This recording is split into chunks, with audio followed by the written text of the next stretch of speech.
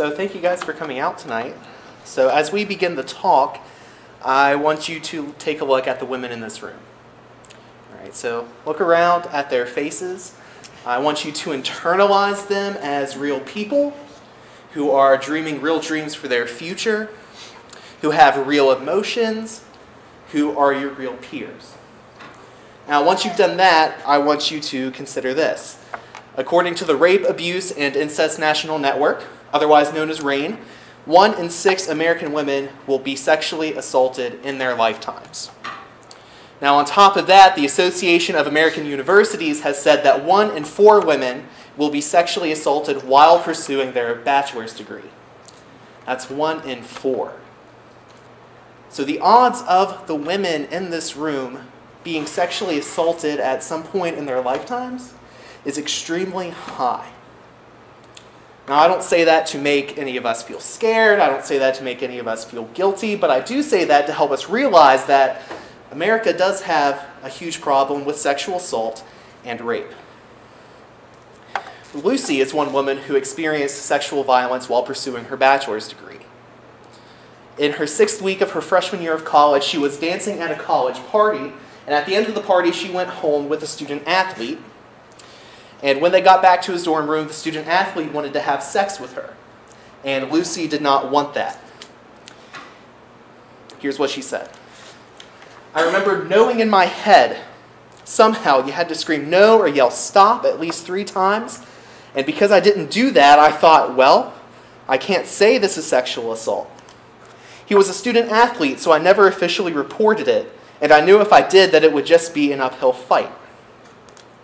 So Lucy's reason for not reporting her sexual assault gets even worse than just, feeling pressure not to do so. It has to do with how she was raised. Here's the next thing she said. I was raised a sports fan.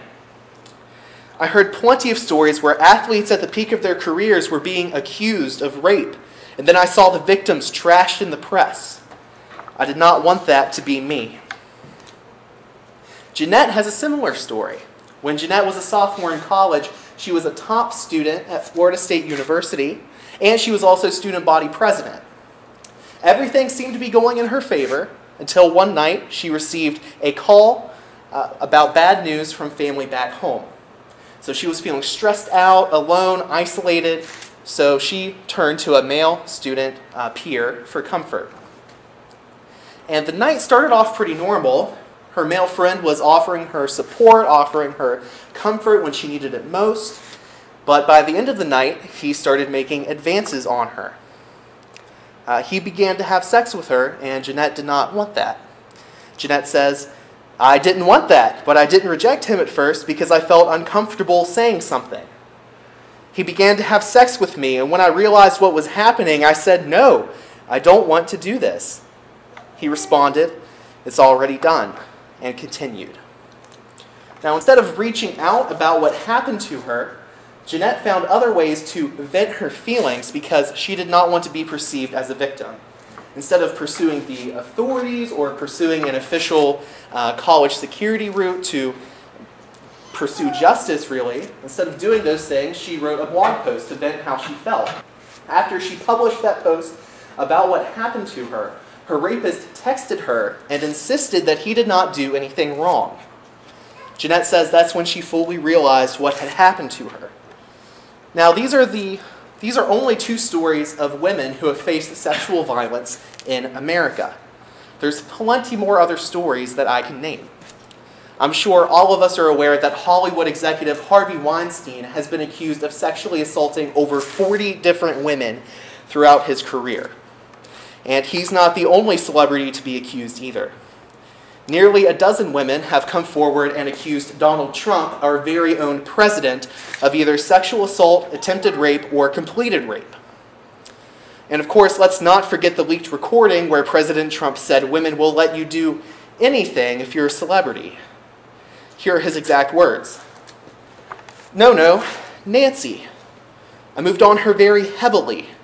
I moved on her like a bitch. I'm automatically attracted to beautiful. I just start kissing them. It's like a magnet. Just kiss. I don't even wait. And when you're a star, they let you do it. You can do anything. grab him by the pussy. You can do anything. There are plenty more cases of sexual harassment and sexual assault that I can name, which came to light within the past month and a half alone. Here's some examples. At the beginning of October, the dean of the Keck School of Medicine of the University of Southern California resigned after a young researcher accused him of sexually assaulting her. Actor Ben Affleck admitted to inappropriately groping actress Hillary Burton when he appeared on her MTV talk show. Nickelodeon fired Chris Savino, one of their showrunners, after he was accused of sexual harassment. Roy Price, the head of Amazon Studios, resigned after a producer said that Price sexually harassed her. And just yesterday, the sixth woman came forward and accused former President George H.W. Bush of inappropriately groping her while he was in office. And there are so many other cases I can name. But no matter how many cases of sexual harassment or sexual assault are reported, they're only the tip of the iceberg because, according to the Rape, Abuse, and Incest National Network, 90% of sexual assaults go unreported. So for every sexual assault, for every rape that is reported, that does come into the light, there are dozens upon dozens more that we never hear about. So after all of that, if you're not convinced that America has a huge problem with sexual assault and rape, then I don't know what's going to do it for you. But now that we know that the problem exists, now that we know that America does have a problem with this, we have to ask ourselves, why is sexual assault so prevalent in America? I have one of the answers for you. I want to argue that one of the biggest contributing factors to America's sexual assault problem is something that's become incredibly accepted in our society. The sexual assault problem has arisen largely due to a cultural phenomenon that is no longer seen as taboo, that is largely accepted as normal, and that almost everyone in the nation takes part in. It has shaped the way almost every American thinks about women and has resulted in the mistreatment of countless women throughout the nation.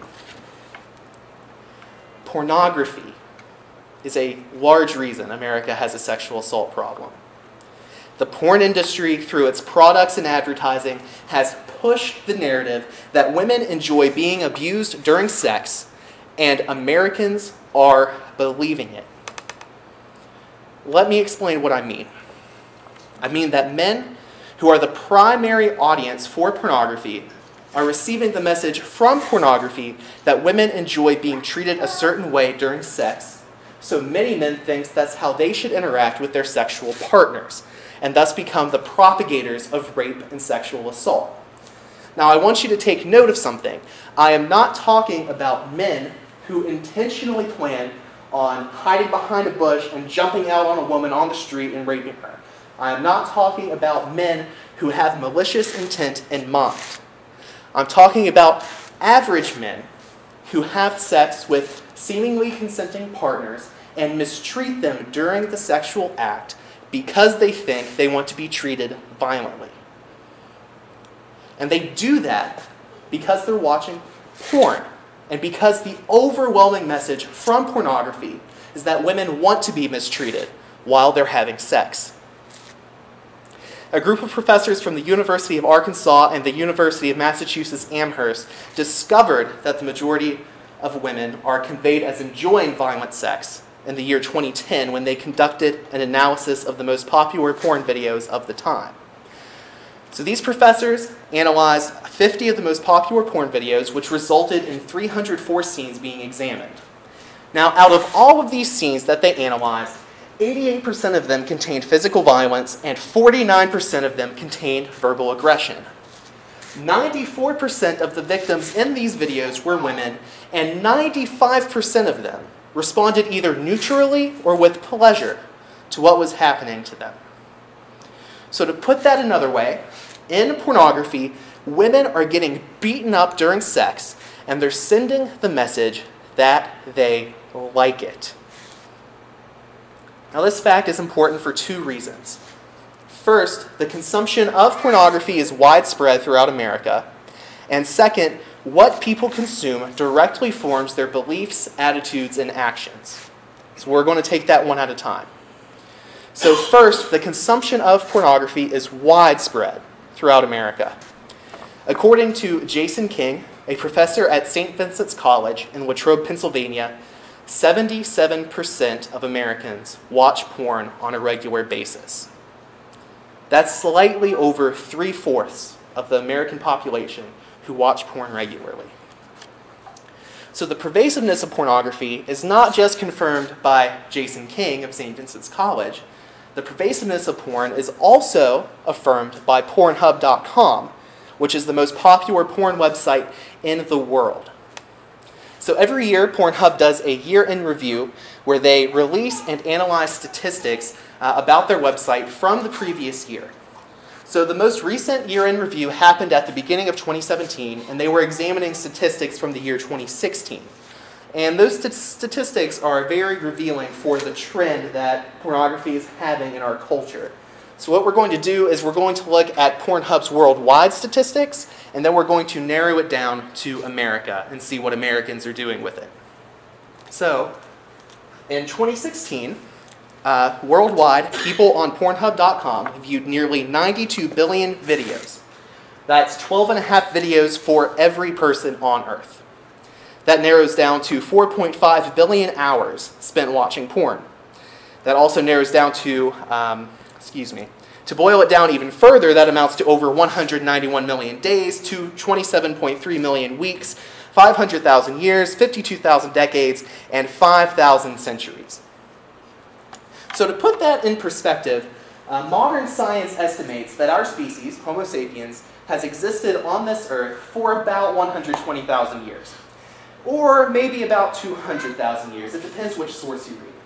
But no matter which source you go with, one thing is certain, that the cumulative amount of time spent watching pornography in 2016 doubles the amount of time our species has been in existence. So that's the worldwide statistics. But what about America? Well, according to Pornhub, America makes up 40% of Pornhub's viewership. America makes up nearly half of the visits to Pornhub.com. So, in 2016, Americans viewed nearly 37 billion videos on Pornhub.com. That amounts to 221 videos viewed per American. That also boils down to Americans visited the website around 9.2 billion times, with 160 million visits per day, 1,040,000 visits per hour, 17,600 visits per minute, and 291 visits per second. So right now, as each word comes out of my mouth, 291 Americans are signing on to Pornhub.com. So, is porn widespread in America? You bet it is. And not only that, but recent market research done by a variety of internet providers has revealed that the average age a male sees porn for the first time is 11 years old. So these viewers to Pornhub.com in America and worldwide are not exclusively adults. Many of them are either pre-adolescent or adolescent. So what we're doing is we're rearing an entire generation on violent pornography. So why is all that a bad thing? How in the world is viewing porn related to sexual assault? And how in the world can pornography be a direct cause of sexual assault in America? Our answer lies in a communication theory put forth by Dr. George Gerbner in 1976. Dr. Gerbner was the former dean of the Annenberg School for Communication at the University of Pennsylvania, which is one of the top schools for communication in the country. Dr. Gerbner developed a theory called cultivation analysis theory. According to the University of Minnesota, the theory states that heavy exposure to media causes individuals to develop an illusory perception of reality based on the most repetitive and consistent messages of a particular medium. Now that definition was really wordy, so I'm going to paraphrase that for you. If I'm going to say that another way, under this theory, someone who watches a great deal of media may form a picture of reality that does not correspond to real life. To put it simply, messages that we consume through mass media may change how we view the world. Here's an example that Dr. Gerbner used to describe this theory. Gerbner theorized that people who watch a lot of violent television may come to believe that the world is more violent than it actually is. This is because the amount of violent acts portrayed on TV, whether they be portrayed through news programs or through TV dramas or through whatever, the amount of violent acts portrayed on TV largely outnumber the amount of violent acts that people experience in their everyday lives. Therefore, someone who views a lot of violent TV may come to believe the world is more violent and dangerous than it actually is. I believe this is exactly what's happening when people view porn consistently. Someone who views a lot of pornography may come to believe that real-life women want to be treated the same way they see porn actresses being treated, because messages that we consume through mass media may change how we view the world. So the question is, how are women in porn being treated? Well, we answered that question a few minutes ago, so we're going to look at those statistics again. Out of the most popular porn videos of the time, 88% of them contain physical violence, and 49% of them contain verbal aggression. Now, 95% of the victims responded to what was happening to them, either neutrally or with pleasure. So what's going on? The women in porn are being treated violently, and they're not communicating to the viewer that they're in pain. They're not communicating to the viewer that they're afraid, and they're not communicating to the viewer that they even slightly dislike it. Instead, they're communicating to the viewer that they enjoy being treated violently during sex. The actress is telling the viewer that she is satisfied by what's happening to her, that it's thrilling, it's blissful, it's delectable. And according to the cultivation analysis theory we just examined, the viewer may come to believe that this is actually true. For the viewer, fantasy becomes reality, and he behaves according to fantasy. So you don't have to take my word alone that porn conveys fantasy rather than reality. Other people than me have said it does as well. And as an example of that, we're going to take a look at an extended quote from a man named Adam Glasser, who is one of the most famous porn directors of the 24th century and one of the most famous porn directors ever. So we're going to look at an extended quote from him, and he's going to tell us what he thinks porn does to the people who are viewing it. In an article for Men's Health, Glasser states, "To the typical civilian watching porn, the stars can come across as sexual superheroes. I know this because I was once a civilian watching a lot of porn. I still remember the thoughts that ran through my head back then. How does he do that? Geez, his penis is big. Wow, look at her perfect body. She's insatiable." And that's a good thing. As a director, I hope that's what viewers are thinking when watching one of my movies. I plan, cast, shoot, and edit them specifically to induce those types of thoughts. I create fantasies. So this should cause us to pause and think for a second. Here is one of the most popular porn directors ever saying that he creates fantasy, that what people behind the computer screen are seeing does not correspond to real life. Glasser goes on to elaborate on that point, and what he says next is very revealing. Glasser continued to state, "The problems start when viewers forget that these are fantasies and lose perspective. Well, guess what?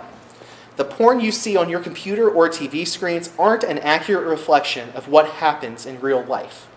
I don't just mean your life. I'm talking about the porn actors creating all that impossible sex you're watching. You're only seeing a small fraction of what really went on." So next, Glasser describes that many of the things that appear normal in porn are actually not enjoyable for the people involved. And most notably, they're not enjoyable for the women involved in creating this pornography. He states, "Yes, most of the male performers in porn have large penises. You may be impressed with their size, but you know who isn't as excited by a gigantic penis? The women in porn. There's the obvious grimace of pain on the actress' face because he's way too big for her and it hurts, or the less obvious woman's hand on the man's hip to prevent him from penetrating too deep. I usually edit out these pain indicators because, at least for me, it's distracting. It takes away from the fantasy and just reminds you that these are actors doing a job. So not only do actresses experience pain that is edited out of the movie, Glasser says something again that is very revealing about the women involved in porn. It just keeps escalating and getting worse. So Glasser states, sure, there are female performers in it purely for the sex, but they are few and far between. Some of them don't enjoy any of the sex, but they do it anyway. And they do it well. They have learned to fake it. Directors ultimately don't care as long as the performer has the ability to act as if she's enjoying everything she's doing, which the successful ones do. We know that with good shooting and some creative editing, you'll never be able to tell the difference. We've just heard straight from the horse's mouth that porn is fantasy, displaying an unrealistic representation of sex to its viewers. Now, don't forget about the cultivation analysis theory. According to that theory, when people view this media consistently, they may come to believe that what they're seeing isn't fantasy, that it is reality. In conclusion, we've heard from Glasser that porn is fantasy, and we've seen from the aforementioned study that porn contains a ton of violence toward women who are conveying that they like it. We no longer have to wonder why sexual assault is so prevalent in America. We have our answer. Now granted, it's not the only answer. There's many pieces to the puzzle, but pornography is a big piece to that puzzle because men are watching these violent fantasies portrayed as reality, and some of them are believing that it is actually reality, not fantasy. So they think women want to be treated this way, and therefore these men do in fact treat them harmfully. This is a large reason sexual assault is so prevalent in America. So the next time we sit down to watch porn, because 77% of us do, remember Lucy's story. Remember Jeanette's story. Remember that 1 in 6 women in America are going to be sexually assaulted in their lifetimes, and that likely includes some of the women sitting here in this room. We need to remember these things and consider that it is porn that contributed to their abuse because it warped some men's view of reality. Make sure that it hasn't warped your own view of reality. Thank you for your time.